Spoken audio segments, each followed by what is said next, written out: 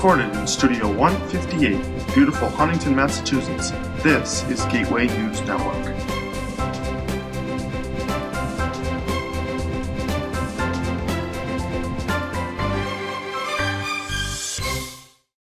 Hello, my name is Kirsten Seinitzer and welcome to the Gateway News Network.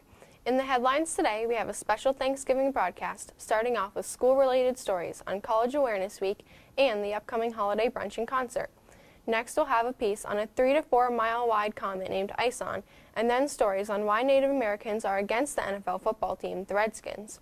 Next, how other cultures celebrate Thanksgiving and how some Native Americans view our beloved holiday.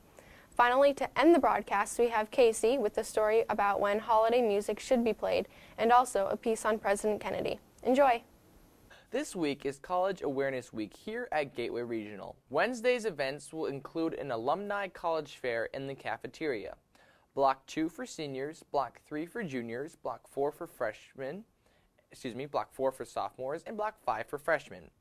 It will also be College Apparel Day. All students and staff participating will earn Spirit points and be entered into a raffle, so wear your college apparel. And now back to Kirsten with the news on the holiday brunch and concert. The Gateway Regional Middle and High School Complex will be hosting their annual holiday brunch and concert on Wednesday, December 4th, 2013. Seniors of the Gateway Hilltowns, ages 55 and over, are welcome to the event and will not be charged for coming. The brunch is from 9:30 a.m. to 10:30 a.m. and will consist of fresh fruit cups, cheese quiche with sausage, fresh baked cinnamon buns, coffee, tea, and juice.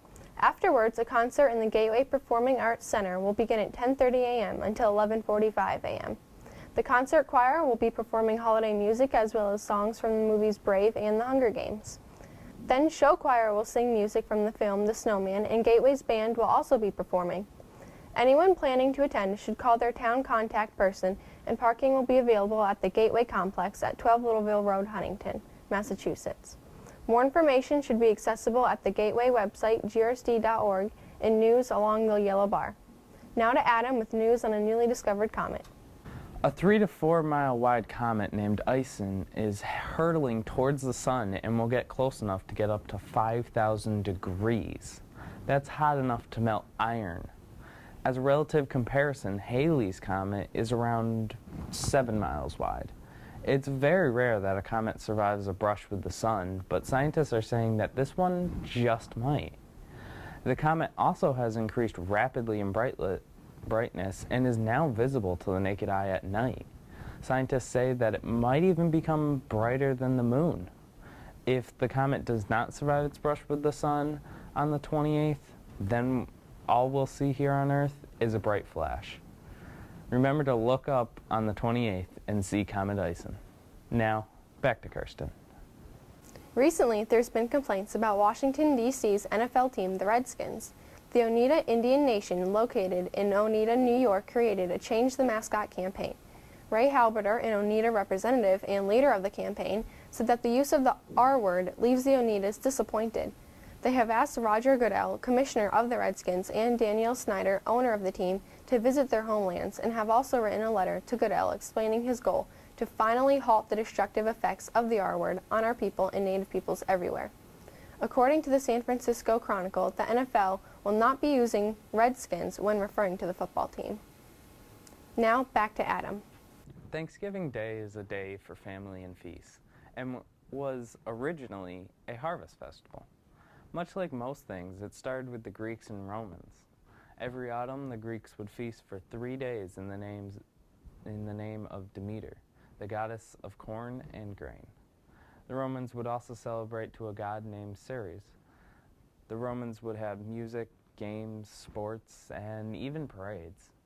The Chinese held a harvest festival called Chungchu, which celebrated the harvest moon.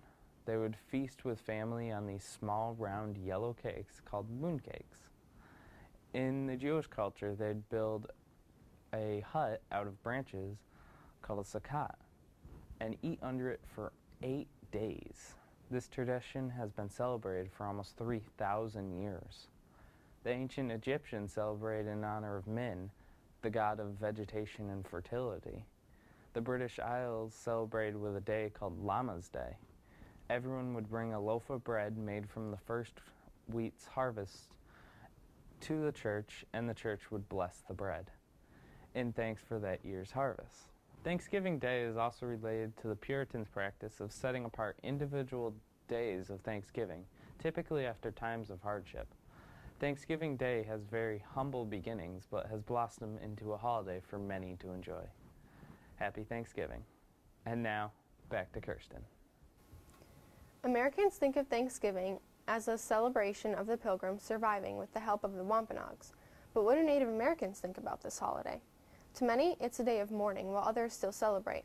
However, those who celebrate have not forgotten their ancestors' past. Native American perspective on the holiday includes the death and devastation to the Native American population brought by Columbus. In Native American communities today, stories are shared of how the Wampanoags were wary of the Pilgrims when they arrived. But it was considered respectful to give to those who had nothing. So they gave them food and showed them how to plant the crops that grew best in the foreign soil, ultimately saving the Pilgrims' lives. Some Native Americans believe that all the Europeans gave in return was disease that was responsible for a 90% death toll of their population. The Native Americans who hold this opinion do not celebrate the holiday like many Americans do. By looking at the different perspectives, you might gain a better understanding of the holiday. Now to Casey with Why Holiday Music Needs to Wait in a story about President Kennedy. 50 years ago Friday was an anniversary like no other. It was the 50th anniversary of the assassination of President John F. Kennedy. On Friday, November 22nd, while parading in Dallas, Texas, President Kennedy was shot and killed. Seeing as it is the 50th anniversary of this horrible tragedy, we at GNN decided to tell you a little bit about how great of a man he was. President Kennedy was widely appreciated and respected by Native Americans for the work he did on Indian affairs.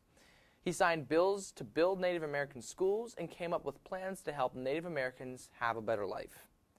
As this is our special Thanksgiving broadcast, we want to remember a great man who was for all the people of the United States of America. It's the most wonderful time of the year. No. It is way too early to be playing holiday music, at least in my opinion. But local radio stations are already jingling and some folks are already singing. Local radio station WMAS 94.7 is the station that plays all holiday music during the season. But when exactly should radio stations start? Jim Rhino, program director for WMAS, said that playing holiday music through the season brings a large amount of unique people to the radio station. It's our practice to hold off switching entirely to holiday music until after Thanksgiving. We found that people appreciate us more for respecting the holiday individually. For me, I like to hear my holiday tunes right after Thanksgiving, but not beforehand. So I guess for now, Merry Thanksgiving.